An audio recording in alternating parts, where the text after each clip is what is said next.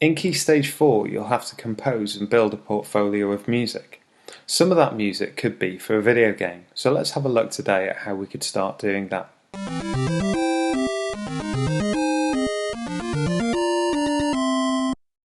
Video game music has come a long way since the 90s, where you could only have a few sounds happening at once.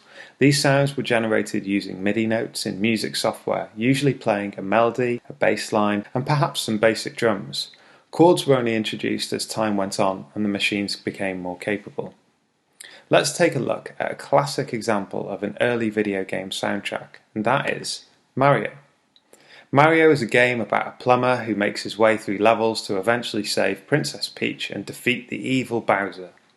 The game is colourful and energetic, so the music needs to feel the same. The title theme is based around the major key, making use of chromatics to give it a playful flavour. Chromatics means that you're playing all of the notes, for example, not just the white keys on the piano but the black keys too. There are a lot of syncopated rhythms, making use of notes both on and off the beat. It almost has like a calypso sort of feel, which comes from Trinidad in the Caribbean. We're going to learn how this sort of music works by recreating it in ChromeLab's Songmaker.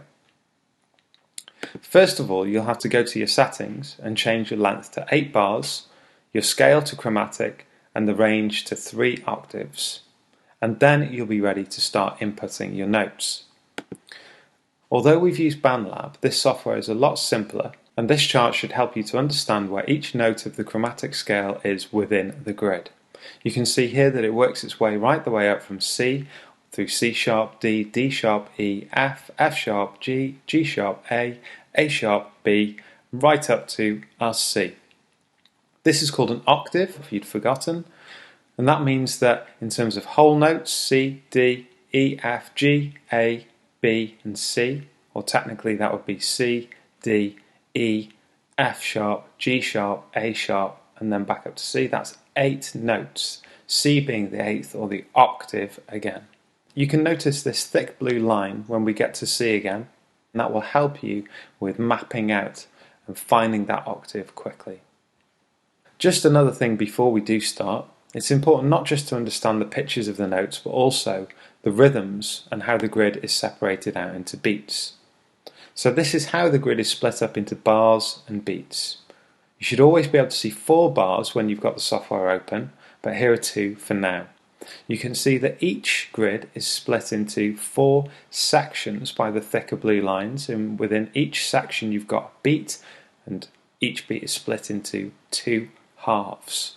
We often count this by using ands, 1 and 2 and 3 and 4 and then that will continue. You could always say 2 for bar 2, 2 and 2 and 3 and 4 and then 3 and 2 and 3 and 4 and so on and so on, if you were counting them through, but you probably won't need to do that today.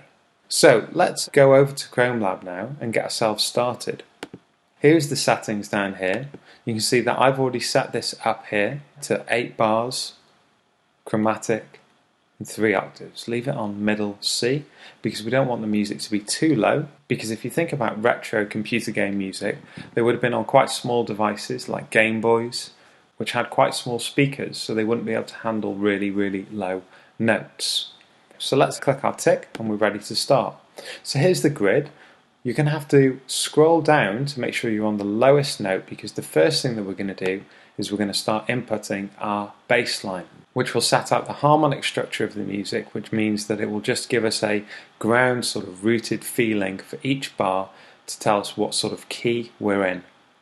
You'll notice the repetition, so here C, G, C, and again C, G, C, and that the notes often belong to the chord of whatever root note is at the start of the bar, linking back to our harmonic structure, and these are actually broken chords.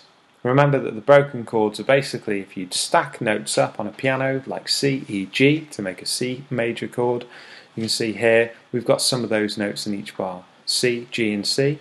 In this bar we have F and C. In an F chord we'd have F, A, C. So actually this bass line outlines those chord tones, as it were, back to our idea of harmonic structure, harmony being multiple notes at the same time. A couple of other things, you'll want to make your tempo to around about 170, maybe even a little bit quicker. We've already said about scrolling to the lowest octave so that we're playing our lowest notes for our bass line. Okay, so let's start inputting those. You can use the colours, but you should be able to look back into and maybe even count up. Use that grid as well that we looked at originally to be able to find those notes. You should be able to count them up from the bottom. If you need a G, C, C sharp, D, D sharp, E, F, F sharp, G. So you could go back to Chrome Lab and do that yourself. C, C sharp, D, D sharp, E, F, F sharp, G. There it is. And then we'd need an F, and you'll get used to this. We've just played a G, so there's only one note in between G and F, that's an F sharp. I think that was the correct rhythm. Let's just go back and double check. There it was, C, C, F, and that was on beat 1, the and of beat 2, beat 3, and then beat 4. So let's go back and check. It was on beat 1, the and of beat 2, beat 3, and beat 4. And then, here was our repetition again.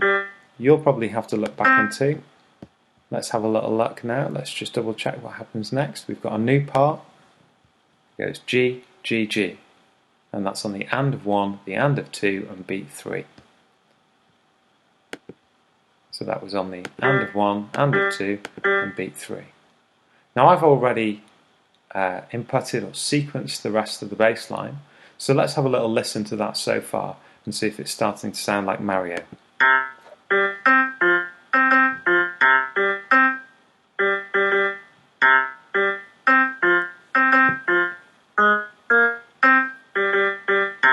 It's not far off. However, I did make a couple of little mistakes there. Let's just double check that now.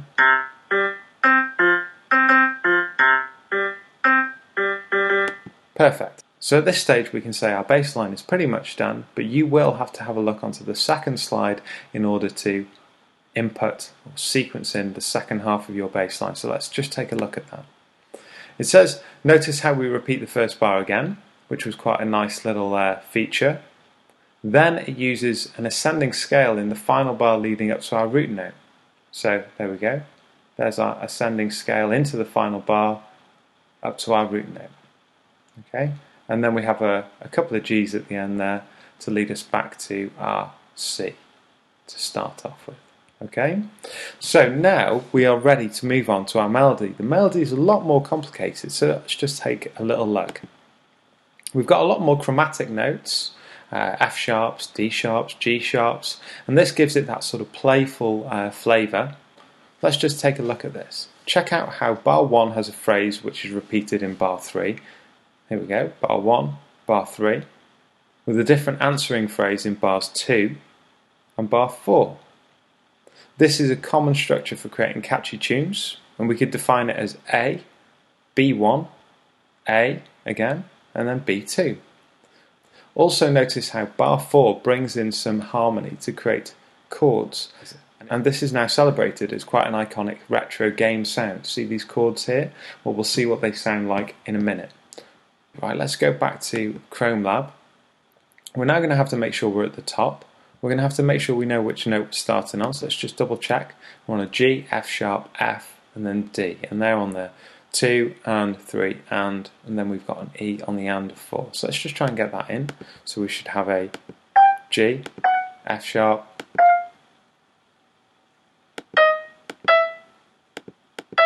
and then what did we have? Let's go back and take a little look.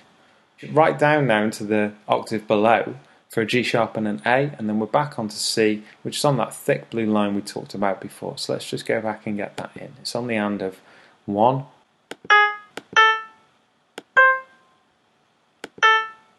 Let's just double check the rhythm was right there. Not quite.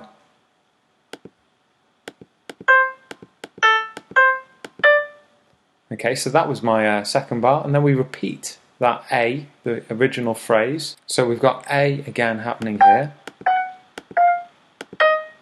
And now we've got these chords. So let's just double check what those notes were. C, F and G on the and of 1, the and of 2 and beat 3. So let's go back and get those notes in. C, F, G, and then on beat 3. And I've still got my bass line in. If we scroll down we can see that. So let's just have a little listen through to this now and see if it sounds like the Mario theme.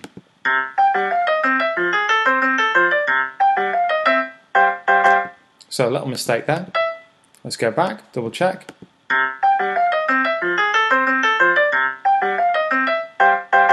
So there's that little iconic kind of retro game sound. It might be that the piano isn't the instrument you want. You could try it with a marimba.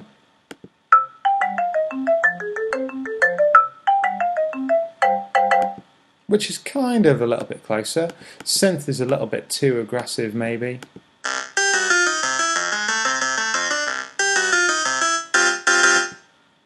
Yeah, that could work. Woodwind is probably not going to work, or strings.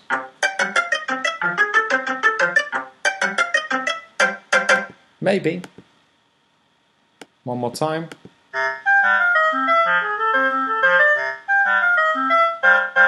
That one's quite nice actually, but I'm going to go back to piano.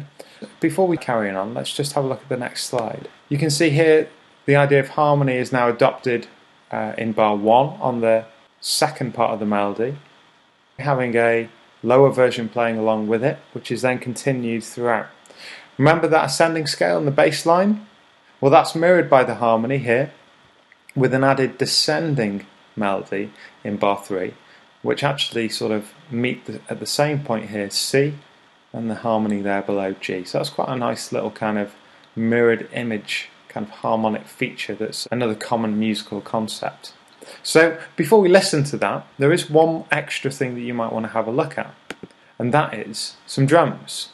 So you could always add a simple drum part based around the bass drum on beat 1 and the snare drum on beat 3, perhaps even catching some of those iconic rhythms that we've mentioned before.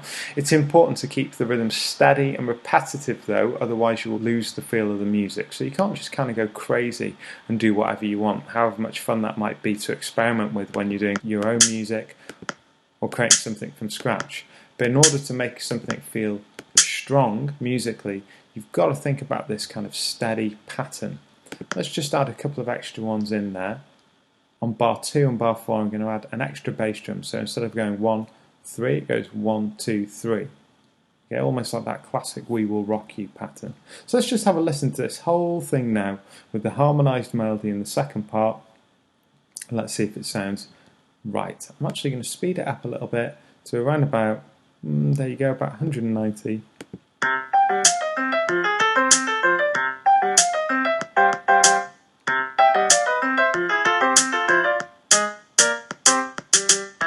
So there we go, now bass line following along underneath.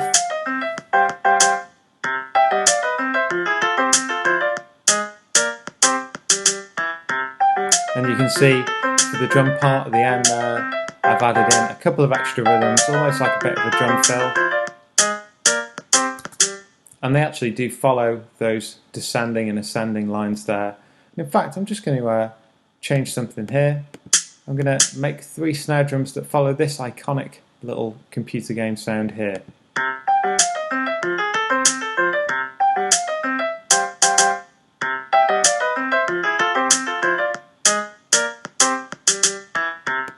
So there we go. There we have our Mario theme, and the idea is if we can kind of get used to the idea of how this works, then we can use it to inspire our own music making, which is what it says on that final slide. Along with making sure that you can recall the key words and concepts that are in bold on each of these slides, which are really important words, you could even try to make your own version of the Mario theme. So that's it. Apart from making sure that you save and then send me the link on Show My Homework, that's pretty much it for today.